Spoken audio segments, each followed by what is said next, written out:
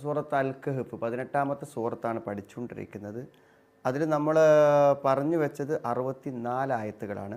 ഇന്ന് നമ്മൾ പറയുന്നത് 65, 66, 67, 68, 69 ആയത്തുകളാണ് ഇന്ന് നമ്മൾ മനസ്സിലാക്കുന്നത്.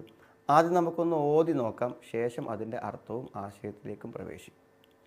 അഊദു ബില്ലാഹി മിനശ് ശൈത്വാനിർ റജീം. ബിസ്മില്ലാഹിർ റഹ്മാനിർ റഹീം. فوجدا عبدا من عبادنا آتيناه رحمة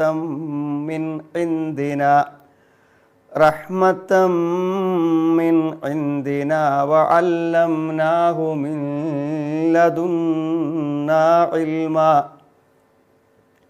قال له موسى هل أتبعك على أن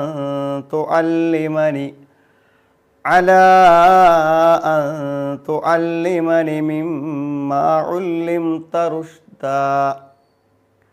قال إنك لن تستطيع معي صبرا وكيف تصبر على ما لم تحط به خبرا. قال ستجدني إن شاء الله صابرا ولا أعصي لك أمرا. നോക്കൂ, 65 മുതൽ 69 വരെയുള്ള ആയത്തുകളാണ് നമ്മൾ ഓതി വെച്ചിട്ടുള്ളത്. നമ്മൾ പറഞ്ഞു വന്ന് നമുക്കറിയാം, മൂസ നബി അലൈഹി സ്വലാമിൻ്റെയും ഖിളിറിൻ്റെയും സംഭവങ്ങളാണ് പറയുന്നത്. അതിൽ പൊതുവെ ഖിളിർ എന്നുള്ളത് പ്രവാചകനാണോ അല്ലേ എന്ന കാര്യത്തിൽ അഭിപ്രായ ഭിന്നതകളുണ്ട്. ചില ആളുകൾ മില്ലദുന്ന ഇൽമ, നമ്മളിൽ നിന്നുള്ള പ്രത്യേക അറിവ് അദ്ദേഹത്തിന് നൽകി. ഇതിൻ്റെയൊക്കെ അടിസ്ഥാനത്തിൽ എന്താണ്, അദ്ദേഹം പ്രവാചകനാണെന്ന് പറയുന്നുണ്ട്. എന്നാൽ പ്രബലരായ മറ്റു ചില പണ്ഡിതന്മാർ പറഞ്ഞത് അല്ല എന്നാണ്. ഷെയ്ഖ് സ്വാലിഹ് ഇബ്നു ഉസൈമീനെ പോലുള്ള മഹാപണ്ഡിതന്മാരൊക്കെ, ആധുനികരായ പണ്ഡിതന്മാരൊക്കെ പറഞ്ഞിരിക്കുന്നത് അല്ല എന്നാണ്.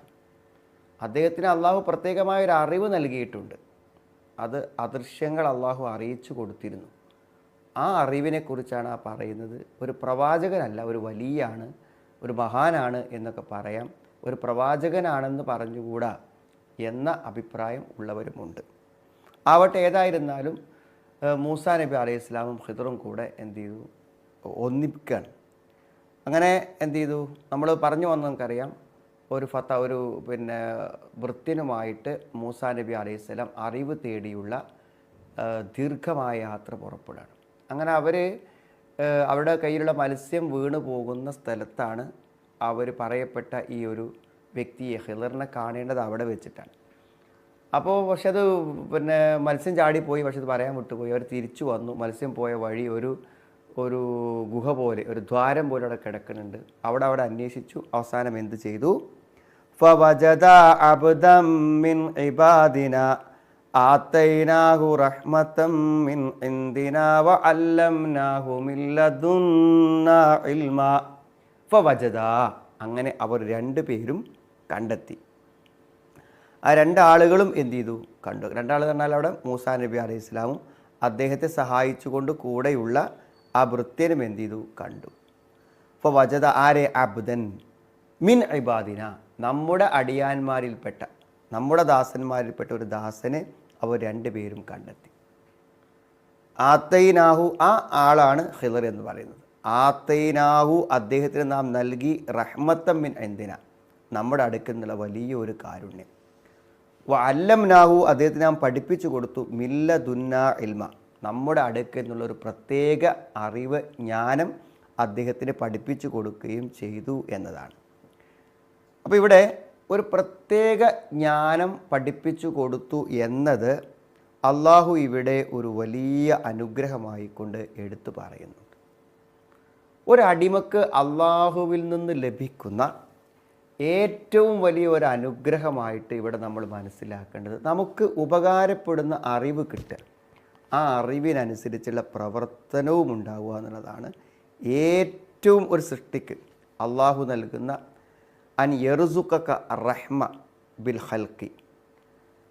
സൃഷ്ടികൾക്ക് അള്ളാഹു എന്ത് ചെയ്യുക, റഹ്മത്ത് നൽകുക. അതേപോലെ പോലെ ഇൽമു ബിൽ ഖാലിഖ്, അള്ളാഹുവിനെ കുറിച്ചുള്ള അറിവ്, അതാണ് അറിവ്. അള്ളാഹുവിനെ കുറിച്ചുള്ള അറിവും കിട്ടുക എന്നുള്ളതാണ് ഏറ്റവും വലിയ. അപ്പം അതുകൊണ്ട് ജനങ്ങളിൽ ആരാണോ ഇന്ന അഅലമൻ നാസി ബി റബ്ബിഹി ഹുവ അർഹമുഹും ബി ഖൽഖിഹി, ജനങ്ങളിൽ ഏറ്റവും അധികം അള്ളാഹുവിനെക്കുറിച്ച് അറിവ് ലഭിച്ച ആളാരാണോ അവരാണ് സൃഷ്ടികളിൽ ഏറ്റവും അധികം അനുഗ്രഹം ലഭിച്ച വ്യക്തി എന്നാണ് എന്ത് ചെയ്യണത്, പറയുന്നത്. അപ്പോൾ സുഹൃത്തുക്കളെ, ദീനിൻ്റെ കാര്യങ്ങൾ, അള്ളാഹിനെക്കുറിച്ചുള്ള അറിവുകൾ പഠിക്കാൻ കഴിയുക എന്നത് അള്ളാഹു നമുക്ക് നൽകുന്ന ഏറ്റവും വലിയൊരു അനുഗ്രഹമാണ്. അപ്പോൾ അള്ളാഹിൻ്റെ അനുഗ്രഹം എന്ന് പറഞ്ഞാൽ നമ്മൾ പലപ്പോഴും നല്ല സമ്പത്ത്, സൗകര്യം, സ്ഥാനമാനങ്ങൾ, ഭൗതികമായ സുഖസൗകര്യങ്ങളൊക്കെ അല്ലേ പറയുക. അതാണ് അള്ളാഹു നൽകുന്ന ഈ ഇൽമാണ് ഏറ്റവും വലുത്. അതാണ് അള്ളാഹു പറഞ്ഞത്, നമ്മൾ അദ്ദേഹത്തിന് എന്താണ് വല്ലംനാഹു ബില്ലദുന്ന ഇൽമ, നമ്മളിൽ നിന്നുള്ളൊരു പ്രത്യേകമായ അറിവും അദ്ദേഹത്തിന് പഠിപ്പിച്ചിട്ടുള്ളതാണ്. അപ്പോൾ അത്താഹുല്ലാഹു റഹ്മത്തൻ ഖാസ, ഒരു പ്രത്യേകമായിട്ടുള്ള അനുഗ്രഹം അള്ളാഹു നൽകി. അതെന്താണ്, അദ്ദേഹത്തിൻ്റെ പ്രവർത്തനങ്ങൾ വർദ്ധിപ്പിക്കുകയും അദ്ദേഹത്തിന് ഇൽമു വർദ്ധിപ്പിക്കുകയും ചെയ്തു എന്നുള്ളതാണ്. അതാണ് ഇതിൽ ഏറ്റവും പ്രധാനപ്പെട്ട ഒരു കാര്യമായി പറഞ്ഞത്. ഇവിടെ നമ്മൾ മനസ്സിലാക്കേണ്ടത്, യഥാർത്ഥത്തിൽ പ്രവാചകനായി നിയോഗിക്കപ്പെട്ട ഉലുൽ അസ്മികളിൽപ്പെട്ട മഹാപ്രവാചകനാണ് മൂസാ നബി അലൈഹിസ്സലാം. അതുകൊണ്ട് ഈമാനിയായിട്ടുള്ള, ഉസൂലിയായിട്ടുള്ള എല്ലാ വിവരങ്ങളും അദ്ദേഹത്തിനാണ് കൂടുതൽ ഉണ്ടായിരിക്കുക. അതനുസരിച്ച് ധാരാളക്കണക്കിന് അറിവനുസരിച്ച് പ്രവർത്തനങ്ങളും അദ്ദേഹത്തിന് ഉണ്ടായിരിക്കും എന്നുള്ളതാണ് വസ്തുത. എന്നാൽ ഇവിടെ മൂസാ നബി അലൈഹിസ്സലാമിന് ചില കാര്യങ്ങൾ പഠിപ്പിച്ചു കൊടുക്കാൻ വേണ്ടി അള്ളാഹു അദൃശ്യമായ ചില അറിവുകൾ നൽകിക്കൊണ്ടിരിക്കുന്ന ഖിദറുമായി അദ്ദേഹത്തെ ബന്ധപ്പെടുത്തി എന്നാണ് ഇവിടെ പറഞ്ഞതിൻ്റെ ചുരുക്കം. ഇവിടെ വല്ലംനാഹു മില്ലദുന്ന ഇൽമ, നമ്മളിൽ നിന്നുള്ള ഒരു പ്രത്യേക അറിവ് നാം അദ്ദേഹത്തെ പഠിപ്പിച്ചു എന്ന് പറഞ്ഞാൽ അതിനർത്ഥം പൊതുവെ ജനങ്ങൾക്ക് മനസ്സിലാക്കാൻ പറ്റാത്തൊരറിവാണത്, അള്ളാഹുവിനെക്കുറിച്ചുള്ള ഒരറിവാണത്. അതെന്താണെന്ന് വെച്ചാൽ ഇവിടെ പറഞ്ഞ ചില കഥകളുണ്ടല്ലോ, വരാൻ പോകുന്ന ചില സംഭവങ്ങളുണ്ട്.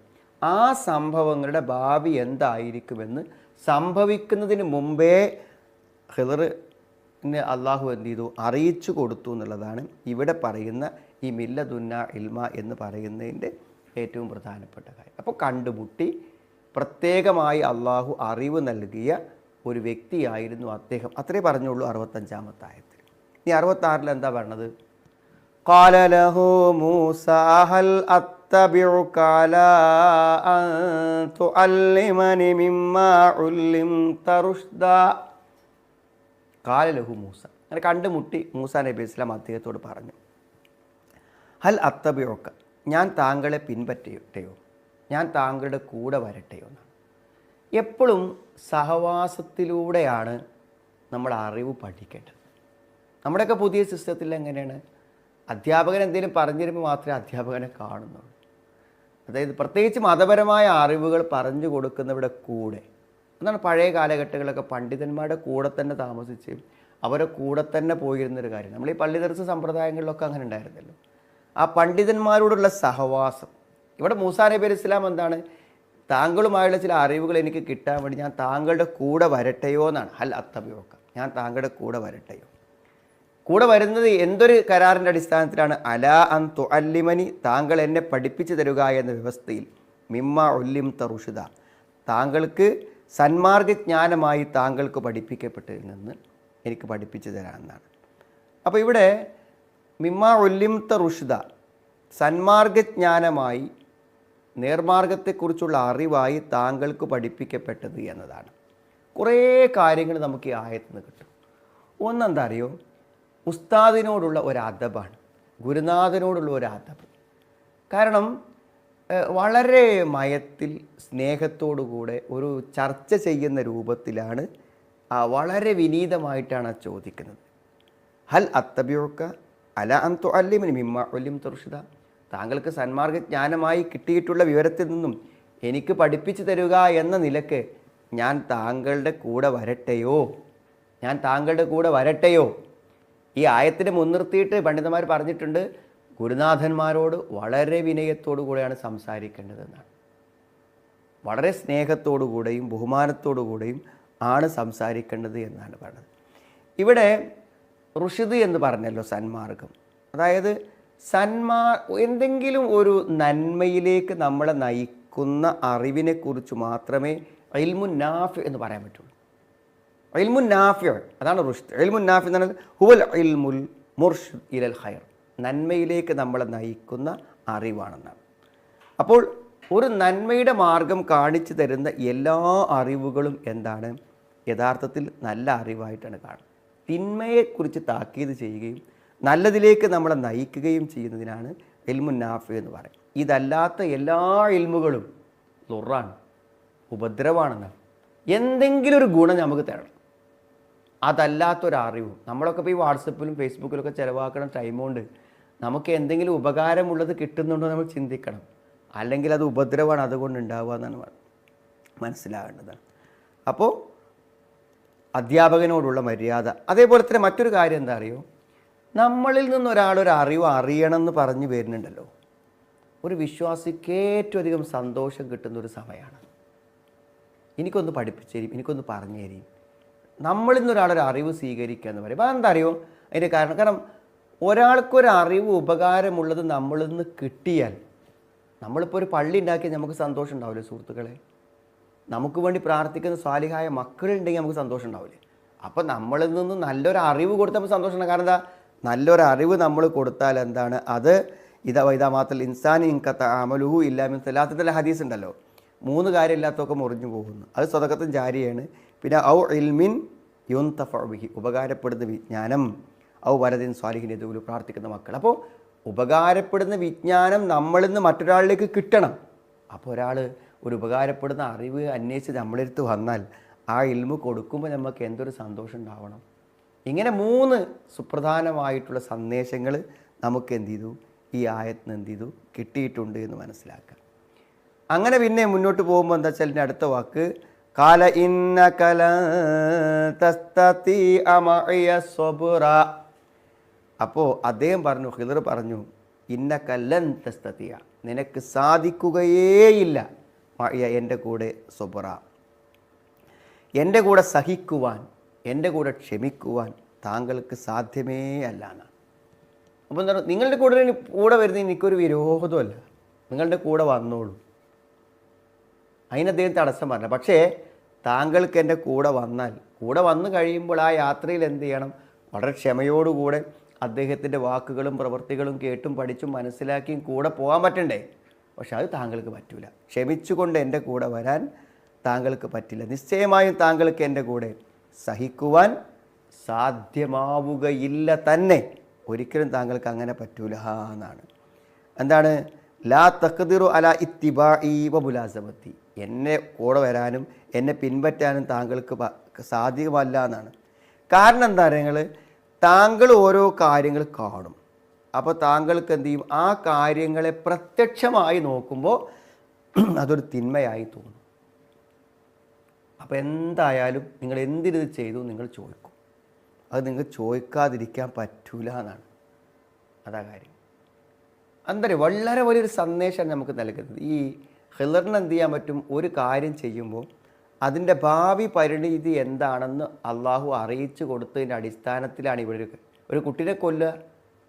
അതിന് ഭാവിയിലുള്ള എൻ്റെ പരിണിതി അറിയും. അത് ഒപ്പം തന്നെ മൂസാ നബിക്ക് മനസ്സിലാവില്ല. മതിൽ നേരാക്കി, ഭക്ഷണം പോലും തരാത്ത ആളുകളുടെ മതിൽ നേരാക്കി കൊടുക്കുക.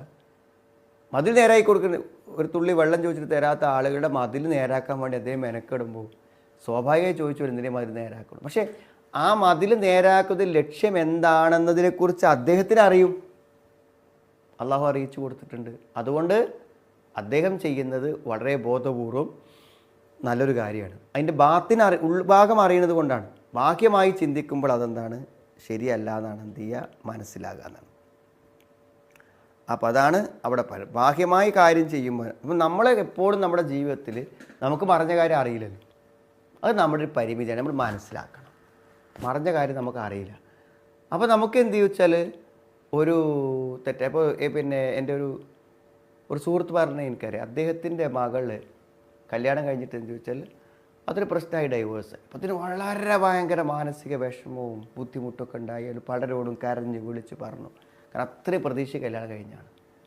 പക്ഷെ അത് കഴിഞ്ഞിട്ട് വേറെ വിവാഹം നടന്നു, വളരെ വിജയകരമായിട്ട്. അല്ലേ? അപ്പോൾ സത്യത്തിൽ എന്താ വെച്ചാൽ അദ്ദേഹം പറഞ്ഞത് അങ്ങനെ ഒരു വിവാഹം കഴിഞ്ഞ് ഒരു ഡൈവേഴ്സ് സംഭവിച്ചത് കൊണ്ടാണ് ആ ഡിവോഴ്സ് കൊണ്ടാണ് എന്ത് ചെയ്ത് എൻ്റെ ഒരു മകൾക്ക് നല്ലൊരു ഭാവി കിട്ടിയെന്ന് അയാൾ വിശ്വസിക്കണം. അപ്പോൾ നമ്മൾക്ക് അറിയില്ലല്ലോ എന്തിനാണ് നടക്കുന്നത്, എന്തിനാണിത് പിരിഞ്ഞു പോകണത്, എന്തിനാണിത് ഡിവോഴ്സിലെത്തുന്നത് എന്നൊന്നും അറിയില്ലല്ലോ. ജീവിതത്തിൽ ഒരു കാര്യം അങ്ങനെ അറിയാത്തൊരവസ്ഥ ഉണ്ടാവും എന്നുള്ളതാണ്. അപ്പോൾ ഏതൊരു കാര്യം, ഒരാളൊരു ഗവൺമെൻറ് പരീക്ഷയ്ക്ക് വേണ്ടി എഴുതിയത് കിട്ടിയില്ല, അത് ഭയങ്കര പ്രതീക്ഷിച്ചു, അപ്പോൾ അയാൾ ഗൾഫിൽ പോയി. അപ്പോൾ ആ ഗവൺമെൻറ് പരീക്ഷ എഴുതിയത് കിട്ടുകയാണെങ്കിൽ അയാൾ എന്ത് ചെയ്യും, ഒരു 10,000-ലോ 15,000-ലോ ഇവിടെ ചെറിയൊരു ലാസ്റ്റ് ഗ്രേഡ് ഉദ്യോഗസ്ഥനായി ജോലി ചെയ്യേണ്ടി വരും. ഗൾഫ് പോയപ്പോഴും അദ്ദേഹത്തിന് നല്ല ജോലി, അത് നല്ല ദീനിയായ പഠനം, നല്ല സാഹചര്യം, മക്കളും കുട്ടികളൊക്കെ അവിടെ എത്തി വളരെ സമ്പന്നമായൊരു ജീവിതം കിട്ടി. അങ്ങനെയാണ്. നമുക്കറിയില്ല, നമുക്കറിയാത്തിടത്തോളം കാലം നമ്മൾ എന്തിനിങ്ങനെ, എന്തേപ്പം ഇങ്ങനെ എന്നീ അക്ഷമ കാണിക്കണ്ടല്ലോ. ആന്തരികമായ ഭാവി അറിയാത്തത് കൊണ്ടാണ് ഈ അക്ഷമ കാണിക്കാനുള്ള കാര്യം എന്നാണ്.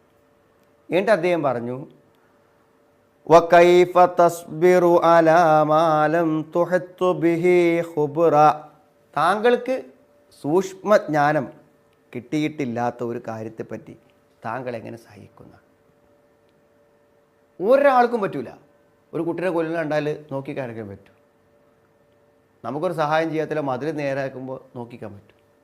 അപ്പോൾ അത് പറ്റൂല. നിനക്ക് സൂക്ഷ്മജ്ഞാനം കിട്ടിയിട്ടില്ലാത്തൊരു കാര്യത്തിൽ നിനക്കൊരിക്കലും എന്ത് ചെയ്യാൻ പറ്റൂല, സഹിച്ച് നിൽക്കാൻ പറ്റൂല എന്നാണ് അല്ലേ. അതിന് അദ്ദേഹം പറഞ്ഞ മറുപടി എന്താ? മൂസാ നബി പറഞ്ഞ മറുപടി എന്താണ്? ഖാല സതജിദുനി ഇൻഷാ അല്ലാഹു സാബിറൻ വലാ അഅ്സി ലക അംറാ. ഖാല സതജിദുനി, അദ്ദേഹം പറഞ്ഞു നിനക്ക് എന്നെ കാണാം ഇൻഷാ അല്ലാഹ്, അല്ലാഹു ഉദ്ദേശിക്കുകയാണ്. ഇൻഷാ അല്ലാഹു, നമ്മൾ എന്തൊരു ഭാവി കാര്യം പറയുകയാണെങ്കിലും നമ്മൾ പറയേണ്ട കാര്യമാണ് ഇൻഷാ. കാരണം അള്ളാഹുവിൻ്റെ സഹായമില്ലാതെ ഒന്നും നടക്കില്ലല്ലോ. ഇൻഷാ അല്ലാഹ്, ഇൻഷാ അല്ലാഹു സാബിർ, ക്ഷമിക്കുന്നവനായിക്കൊണ്ട് സഹിക്കുന്നവനായി എന്നെ താങ്കൾക്ക് കാണാവുന്നതാണ്. വല അഅ്സി ലക അംറ, താങ്കളുടെ ഒരു കാര്യത്തിലും ഞാൻ എതിര് നിൽക്കൂല എന്ന് ഉറപ്പ് കൊടുക്കണം. ഇതിൽ മനസ്സിലാക്കേണ്ട ഒരു കാര്യം എന്താ വെച്ചാൽ, മൂസാ നബി ഉറപ്പ് കൊടുത്തിട്ട് മൂസാ നബിക്ക് പാലിക്കാൻ പറ്റിയില്ല. അതെന്തുകൊണ്ടറിയോ? നമ്മൾ ഉറപ്പ് പറയുമ്പോൾ അത് പാലിക്കണം എന്നുള്ള തീർച്ചയിൽ തന്നെയാണ് പറയുന്നത്. പക്ഷേ ആ സാഹചര്യം അതിൻ്റെ യാഥാർത്ഥ്യത്തോടുകൂടെ മുന്നിൽ വരുമ്പോൾ അവസ്ഥ മറ്റൊന്നായിരിക്കും. അതാണ് പലപ്പോഴും ആളുകൾക്ക് സംഭവിക്കുന്നൊരു കാര്യം. ചിലപ്പോൾ തെറ്റ് ചെയ്യുന്ന ആൾക്കാരെ തെറ്റ് ചെയ്യില്ല പറയും, തീരുമാനിക്കും. പക്ഷെ ആ സാഹചര്യം മുന്നിലെത്തുമ്പോൾ അയാൾ എന്ത് ചെയ്യും? അത് ചെയ്തു പോകും. നമ്മൾ ഒരു പ്രതിജ്ഞ എടുക്കുമ്പോൾ ഉള്ള അവസ്ഥയാവില്ല അത് നമ്മൾ പാലിക്കേണ്ട സമയം വരുമ്പോൾ ചിലപ്പോൾ അങ്ങനെ ആയിക്കൊള്ളണമെന്നില്ല എന്നർത്ഥം. അപ്പോൾ അദ്ദേഹം ഉറപ്പിച്ച് പറഞ്ഞു, വഹാദ അസ്മു മിൻഹു, അദ്ദേഹത്തിൻ്റെ ഒരു ഉറച്ച തീരുമാനമാണ്. ഖബല യൂജിദ ഷൈഅൽ മുംതഹൻ ബിഹി, എന്താണ് പരീക്ഷിക്കപ്പെടുന്ന കാര്യം കണ്ടെത്തുന്നതിന് മുമ്പാണത്, ആ സന്ദർഭത്തിന് മുമ്പാണ് ഈ പറയണത്. എന്തായിരിക്കും കാണുക, എന്തായിരിക്കും തനിക്ക് ക്ഷമിക്കാൻ കഴിയാതിരിക്കുന്ന സംഭവം എന്നതിനെക്കുറിച്ച് ഇപ്പോൾ മൂസാ നബി അലൈഹി ഇസ്ലാമിന് ഒരു ധാരണയില്ല. അതുകൊണ്ട് അദ്ദേഹത്തിന് ധൈര്യമായിട്ട് പറയാൻ പറ്റും ഞാൻ അപ്പോൾ ക്ഷമിക്കുന്നു. പക്ഷെ സംഗതി വന്നപ്പോഴോ ക്ഷമിക്കാൻ പറ്റിയില്ല. വല ആസ്വലക്ക അമ്ര, താങ്കളുടെ ഒരു കൽപ്പനക്കും ഞാൻ എതിര് പ്രവർത്തിക്കില്ല എന്ന് പറഞ്ഞല്ലോ. അതിൽ രണ്ട് കാര്യമുണ്ടെന്നാണ്. ഒന്ന്, താങ്കളോട് പറഞ്ഞ് ക്ഷമിക്കണം എന്നല്ലേ, ഞാൻ ക്ഷമിച്ചിരിക്കും. രണ്ടാമത്തതോ, താങ്കളുടെ കൽപ്പനകൾ അനുസരിക്കണം, വിരോധങ്ങൾ ഉപേക്ഷിക്കണം എന്നല്ലേ, അത് ഞാൻ ചെയ്തിരിക്കുന്നതാണ്. സത്തജുനി ഇൻഷാ അല്ലാഹു മിനസ് സാബിരീൻ എന്ന് പറഞ്ഞിട്ടുണ്ട് ആര്? ഇസ്മായിൽ നബി അലൈഹി സ്വലാം. അറക്കാൻ വേണ്ടി പറഞ്ഞപ്പോഴേ യാബത്തിഫൽ മാ തൂമർ, വാപ്പങ്ങളെ ഉദ്ദേശിച്ച് ചെയ്തോളി. സത്തജിദുനി ഇൻഷാ അല്ലാഹ്, താങ്കൾ അള്ളാഹ് ഉദ്ദേശിക്കുകയാണെങ്കിൽ എന്ത് ചെയ്യാൻ പറ്റും, നിങ്ങൾക്ക് എന്നെ ക്ഷമിക്കുന്നവനായിട്ട് കാണാൻ പറ്റും എന്ന് പറഞ്ഞിട്ടുണ്ടല്ലോ. അതേ രൂപത്തിൽ തന്നെയാണ് നമ്മൾ ഭാവിയിലൊരു കാര്യത്തെക്കുറിച്ച് പറയുമ്പോൾ അങ്ങനെ എന്ത് ചെയ്യണം, പറയണം എന്നർത്ഥം. അതാണ് സത്തജുനി ഇൻഷാ അല്ലാഹു മിനസ് സ്വാബിരീൻ. പിന്നെ എന്താണ് സംഭവിച്ചതെന്ന് തുടർച്ചയായിട്ട് പിന്നെ പറയേണ്ടത്. അപ്പോൾ വളരെ വലിയ സന്ദേശങ്ങളാണ് നമുക്ക് ഇന്നത്തെ ക്ലാസ്സിൽ നിന്ന് കിട്ടിയിട്ടുള്ളത്. നമ്മുടെ നിത്യജീവിതവുമായി ബന്ധപ്പെട്ട കാര്യങ്ങളാണ്. അപ്പോൾ അടുത്ത ഭാവി എന്താണെന്ന് അറിയാത്തത് കൊണ്ടാണ് പലപ്പോഴും നമ്മൾ അക്ഷമ കാണിക്കുന്നത് എന്ന് നമ്മൾ മനസ്സിലാക്കണം. കൂടുതൽ ഖുർആനും ദീനിയായ കാര്യങ്ങൾ പഠിക്കാനും അത് ജീവിതത്തിൽ പ്രയോഗവൽക്കരിക്കുവാനും അള്ളാഹു നമുക്ക് എല്ലാവർക്കും തൗഫീക്ക് പ്രദാനം ചെയ്യുമാറാവട്ടെ. ഒരിക്കൽ കൂടെ നമുക്ക് ഓതിയിട്ട് നിർത്താം. فوجدا عبدا من عبادنا آتيناه رحمة من عندنا وعلمناه من لدنا علما قال له موسى هل أتبعك على أن تعلمني مما علمت رشدا قال إنك لن تستطيع معي صبرا وكيف تصبر على ما لم تحط به خبرا قال ستجدني إن شاء الله صابرا إن شاء الله صابرا ولا أعصي لك أمرا. ഖുർആൻ പഠിക്കുകയും അത് ഉൾക്കൊള്ളുകയും ചെയ്തതിന് അള്ളാഹു നമ്മെ എല്ലാവരെയും ഉൾപ്പെടുത്തുമാറാം.